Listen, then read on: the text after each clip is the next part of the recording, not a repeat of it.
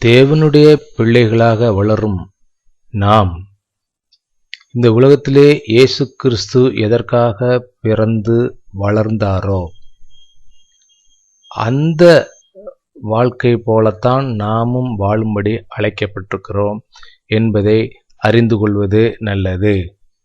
அவர் இந்த உலகத்திலே வரும் பொழுது அவர் ஒரு குறிப்பிட்ட நோக்கத்தை அவர் இந்த உலகத்திலே தன்னுடைய வாழ்க்கையிலிருந்து அதை வெளிப்படுத்துகிறார். அவருடைய வாழ்வில் அவைகள் அறிவிக்கப்படுகின்றது. லூக்கா எழுதின சுவிசேஷம் 1வது அதிகாரம் 78வது வசனம். அந்தகாரத்திலும் மரண இருளிலும் உட்கார்ந்திருக்கிறவர்களுக்கு வெளிச்சம் தரவும். இயேசு கிறிஸ்து இந்த உலகத்திலே அவதரித்தது அவர் இப்படியாக உலக ஜனங்கள் மத்தியிலே, அதாவது அங்கே ஒரு இருள் ஆட்கொள்ளப்பட்டிருக்கிறது, அதற்கு மத்தியிலே அமர்ந்திருக்கிற மக்களுக்கு ஒளி கொடுக்கும்படியாக, வெளிச்சம் கொடுக்கும்படியாக அவர் வந்தார்.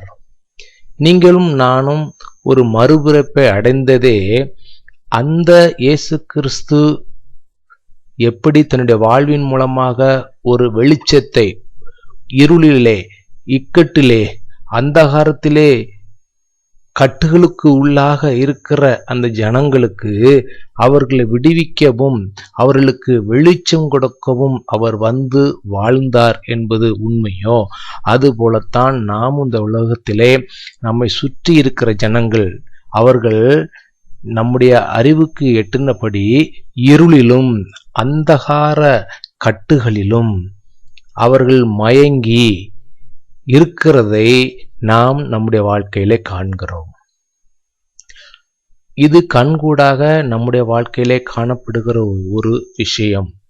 இப்படிப்பட்ட ஜனங்களுக்கு கிறிஸ்துவை அறிந்து அவரை ஏற்றிருக்கிற நாம் இப்பொழுது எப்படி வாழ வேண்டியிருக்கிறது? நம்மோடு அனுதினமும் ஐக்கியப்படுகிற, உறவாடுகிற ஜனங்கள் மத்தியிலே இருளுக்கும் பாவத்திற்கும் வஞ்சனைக்கும் அடிமைப்பட்டு கட்டுகளுக்கு உள்ளாக இருக்கிற ஜனங்களுக்கு நம்முடைய வாழ்வு ஆனது, நம்முடைய வாழ்க்கையானது ஒரு வெளிச்சத்தையும் அவர்களுக்கு ஒரு மாதிரியையும் ஒரு பதிலையும், அவர்களுடைய வாழ்க்கையிலே கேள்விக்குறிகள் தான் இருக்கிறது, அந்த கேள்விகளுக்கு பதிலாகவும் நாம் வாழ வேண்டும்.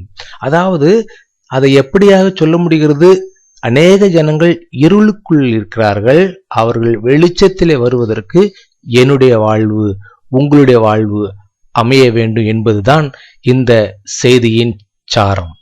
அதை அடையும்படி நீங்களும் நானும் நாடுவோம். அதுதான் உண்மையான ஒரு தெய்வீக வழி, தெய்வீக வாழ்வு. ஆமேன்.